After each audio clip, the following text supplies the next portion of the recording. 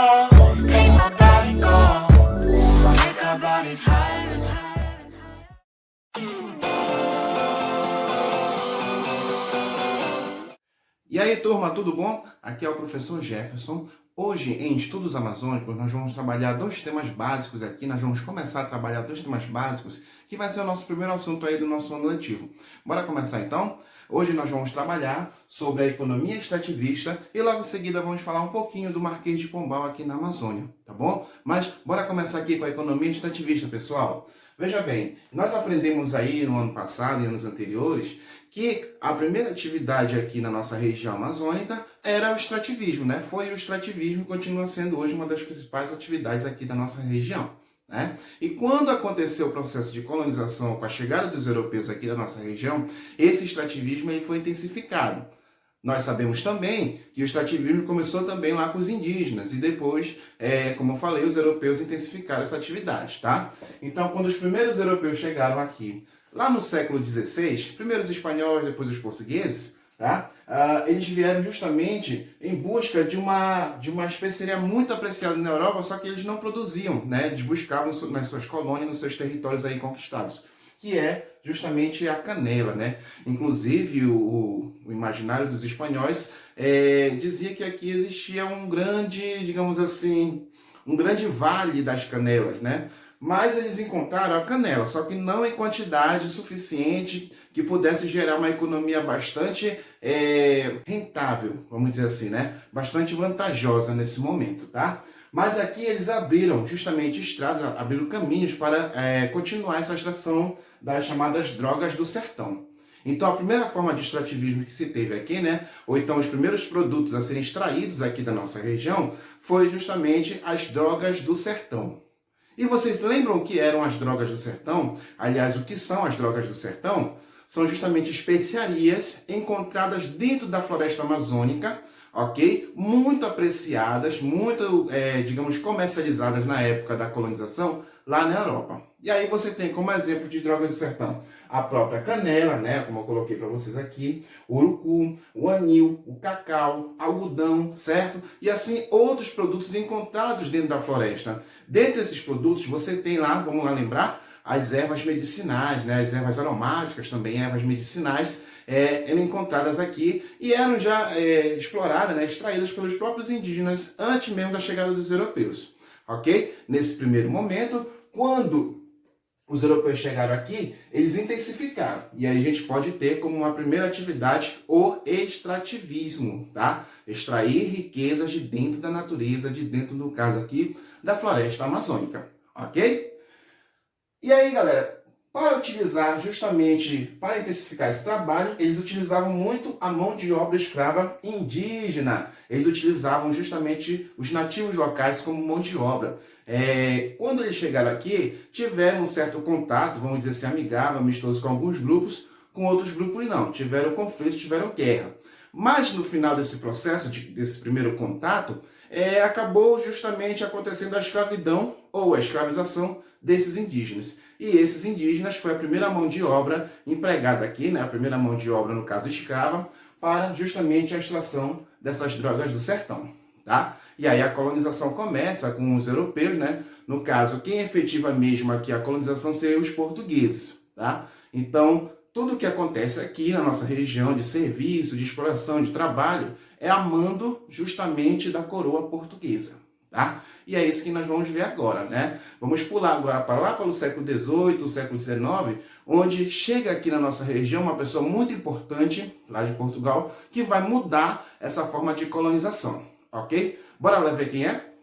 E aí, pessoal, chegamos aí ao nosso segundo tema da nossa aula de hoje, que é, no caso, a Amazônia no século XVIII e o projeto de Marquês de Pombal para a nossa região. Nesse momento, a gente vai ver aqui, pessoal, uma transformação na forma de colonização aqui, né? Uma organização que até então não se tinha aqui na nossa região. Só para a gente estar tendo noção da situação aqui, galera, a Amazônia, naquela época, já era um local de difícil acesso, um local distante em relação às outras colônias, outras capitanias do Brasil, né? E aqui você não tinha uma organização. Mas mesmo assim a gente estava trabalhando num contexto de colonização portuguesa. e era muito comum o rei de Portugal nomear um governador para ele vir para cá. Só que como a distância era muito grande, a viagem muito longa, muitas das vezes não dava nem tempo desse governador chegar e o rei já nomeava um outro governador, né? E isso acabava gerando uma confusão e logo era resolvido, né? E aí o que prevalecia era o último governador nomeado. Então você percebe que aqui é uma desorganização dessa questão de governo aqui na nossa região, tá? Então, para resolver esse impasse aqui, há uma mudança, como eu falo para vocês aqui, houve uma mudança no projeto colonizador. Vamos trabalhar aí, galera, o século XVIII. Estamos vendo aqui o século XVIII. O que estava acontecendo aqui no Brasil colonial? Veja bem, só para a gente lembrar aqui, galera, existia dois tipos de colônia aqui onde hoje é o Brasil. Existia o Brasil mesmo, a colônia brasileira, tá? E o estado do Grão-Pará e Maranhão, que é a nossa Amazônia. De certa forma, eles estavam separados por conta das atividades que eram diferentes em cada região, tá? E aí, no século XVIII, aqui na colônia do Brasil, estava justamente no auge a mineração, o ciclo minerador que vocês vão ver em história também, tá?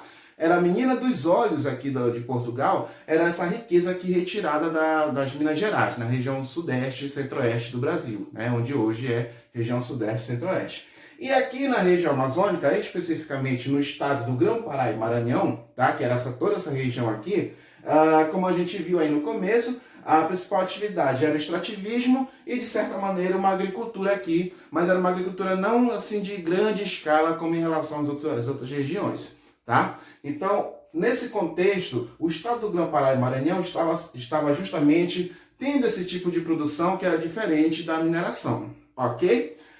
Aqui no século XVIII, em especificamente 1750, é assinado entre Espanha e Portugal o chamado Tratado de Madrid. O Tratado de Madrid, essa assinatura resolve muitos impasses entre esses dois países, essas duas metrópoles dessa época, por questões fronteiriças, né? Ou seja, com essa assinatura do Tratado de Madrid, ficaram definidas as fronteiras entre as colônias portuguesas e as colônias espanholas. Os espanhóis, de fato, aqui antes dessa assinatura, tinham a Amazônia como sua propriedade, sua posse, né? Mas eles não utilizavam. Quem realmente efetivou a ocupação aqui foram os portugueses, tá? Mas não era oficialmente. E a partir da assinatura do Tratado de Madrid, essa questão da fronteira foi resolvida. E, em resumo, o que o Tratado de Madrid tem a ver com a Amazônia? Aqui nessa assinatura ocorreu a efetivação da colonização portuguesa na Amazônia. Ou seja, a partir de 1750, século XVIII, tá? A Amazônia pertenceria, de fato e legalmente, aos portugueses, tá? E o que acontece aqui, pessoal? Após essa assinatura, houve essa mudança, como eu falei aqui no começo, desse projeto colonizador. O rei, nessa época, que era o Dom José I, acaba fazendo projetos para se efetivar a colonização e a organização da colônia, agora do estado do Grão-Pará e Maranhão, que pertence a Portugal. É por isso que existem, tá, dois tipos de colônia. Existiam, né, a colônia do Brasil e agora o estado do Grão-Pará e Maranhão, tá bom? E para efetivar essa organização também, ele nomeou o governador Mendonça Furtado para justamente governar o estado do Grão-Pará e Maranhão, aqui após 1750. Juntamente com Mendonça Furtado, meninos, veio também o seu irmão Sebastião José de Carvalho e Melo, mais conhecido aqui como Marquês de Pombal. Ele veio com o governador para reorganizar aqui o território da Amazônia. Ele era o primeiro ministro de Portugal e teve essa missão, né, assim como em outras regiões também da colônia brasileira, de organizar e de demarcar o território português, aqui no caso, aqui na época da colonização, tá? Quando ele veio para cá, para a Amazônia, juntamente com seu irmão, tá? A Amazônia, a região amazônica, passa por um processo de transformação, de modernização, né, de ideais, nessa época, ideais iluministas, tá? Vocês vão ver melhor isso aí na disciplina História, tá bom? E aqui você tem uma outra vista, um outro panorama aqui na nossa região, a partir da chegada do Marquês de Pombal. Mas isso vai ser justamente um assunto para um outro momento. Na próxima aula, vamos falar um pouquinho desses projetos que o Marquês de Pombal implementou aqui na nossa região. Beleza? Enquanto isso, pessoal, nós temos uma missão na semana para vocês aí. Vocês irão ver justamente esse texto que eu passei para vocês, essa primeira parte do material, e irão resolver essas seguintes questões que estão aí na tela para vocês. Primeira questão.